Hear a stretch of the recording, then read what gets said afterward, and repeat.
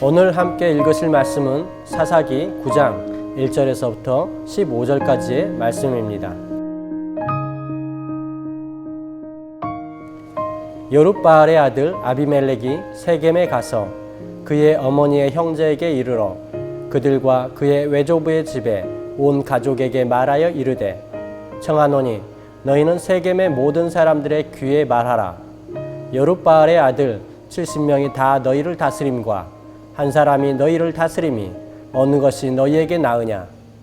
또 나는 너희와 고륙임을 기억하라 하니 그의 어머니의 형제들이 그를 위하여 이 모든 말을 세겜의 모든 사람들의 귀에 말하매 그들의 마음이 아비멜렉에게로 기울어서 이르기를 그는 우리 형제라 하고 바알브릿 신전에서 은 70개를 내어 그에게 주매 아비멜렉이 그곳으로 방탕하고 경박한 사람들을 사서 자기를 따르게 하고 오브라에 있는 그의 아버지의 집으로 가서 여룻바알의 아들 곧 자기 형제 70명을 한 바위 위에서 죽였으되 다만 여룻바알의 막내 아들 요담은 스스로 숨었으므로 남으니라. 세겜의 모든 사람과 밀로 모든 족속이 모여서 세겜에 있는 상수리 나무 기둥 곁에서 아비멜렉을 왕으로 삼으니라. 사람들이 요담에게 그 일을 알림해 요담이 그리심산 꼭대기로 가서 서서 그의 목소리를 높여 그들에게 외쳐 이르되 세겜 사람들아 내 말을 들으라. 그리하여야 하나님이 너희의 말을 들으시리라. 하루는 나무들이 나가서 기름을 부어 자신들 위에 왕으로 삼으려 하여 감람나무에게 이르되 너는 우리 위에 왕이 되라 하매 감람나무가 그들에게 이르되 내게 있는 나의 기름은 하나님과 사람을 영화롭게 하나니 내가 어찌 그것을 버리고 가서 나무들 위에 우쭐대리요 한지라. 나무들이 또 무화과 나무에게 이르되 너는 와서 우리 위에 왕이 되라 하매 무화과 나무가 그들에게 이르되 나의 단 것과 나의 아름다운 열매를 내가 어찌 버리고 가서 나무들 위에 우쭐대리요 한지라.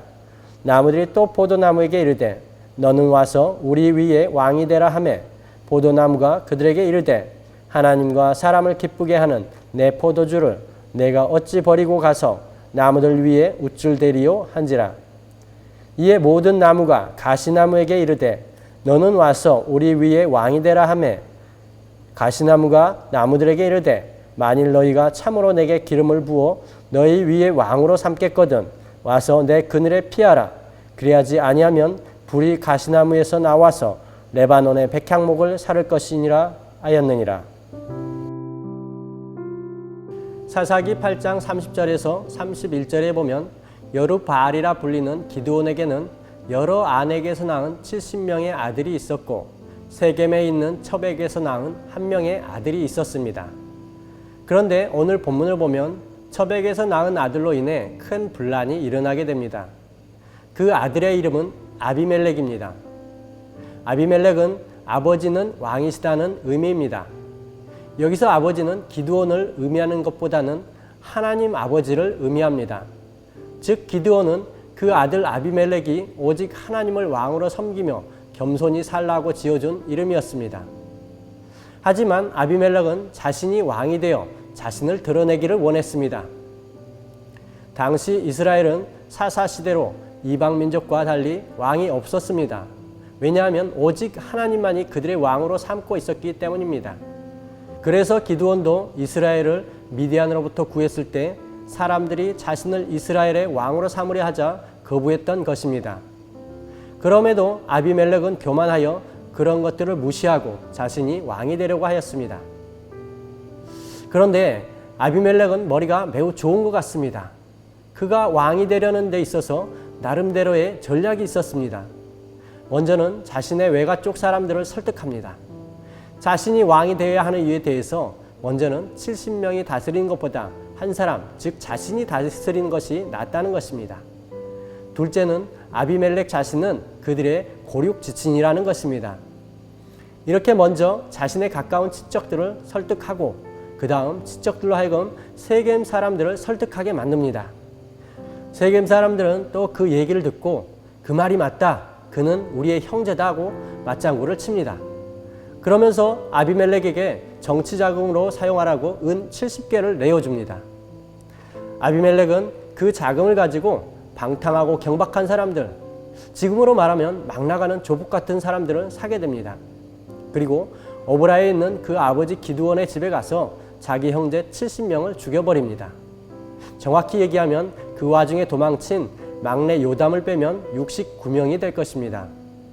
어쨌든 아비멜렉은 이렇게 그의 계획을 성공적으로 마치고 세겜으로 돌아와서 왕으로 추대됩니다. 여기까지의 내용을 볼 때 아비멜렉은 나름대로 정치 감각도 있고 리더십도 있는 재능이 좋은 사람입니다. 그런데 정말 아쉬운 것은 그렇게 좋은 재능을 가지고 다른 사람을 살리고 섬기는 데 사용하지 않고 다른 사람을 죽이고 자신을 높이는 데 사용했다는 것입니다. 그런 아비멜렉의 운명은 3년 뒤 한 여인이 던진 맷돌에 맞아 비참한 죽음을 맞이하게 됩니다. 예수님은 제자들이 서로 높은 자리에 앉고 싶어하며 다투고 있을 때 너희 중에 누구든지 크고자 하는 자는 너희를 섬기는 자가 되고 너희 중에 누구든지 으뜸이 되고자 하는 자는 너희의 종이 되어야 하리라고 말씀하셨습니다. 그리고 인자가 온 것은 섬김을 받으려 함이 아니라 도리어 섬기려 하고 자기 목숨을 많은 사람의 대속물로 주려 함이니라고 말씀하셨습니다. 하나님께서 우리에게 주신 각자의 재능을 가지고 나 자신을 높이는 데 사용한 것이 아니라 다른 사람을 섬기고 살리는 삶을 살아가기를 축복합니다. 특히 주님의 몸된 교회를 섬기고 세우는 데 사용하기를 축복합니다. 그러면 하나님은 하나님의 때에 우리를 높여주시고 또 우리의 모든 필요를 채워주실 것입니다. 기도하시겠습니다. 할렐루야. 좋으신 하나님 아버지, 우리가 아비멜렉의 삶을 반면교사 삼아 하나님께서 우리에게 주신 재능을 가지고 우리 자신을 높이는 것이 아니라 하나님의 사랑과 복음을 전하며 하나님과 다른 사람들을 섬기고 살리는 삶을 살아가게 하여 주시옵소서. 그것이 주님 보시기에 기뻐하는 우리의 산제사가 되게 하여 주시옵소서. 감사드리며 예수님의 이름으로 기도드립니다. 아멘.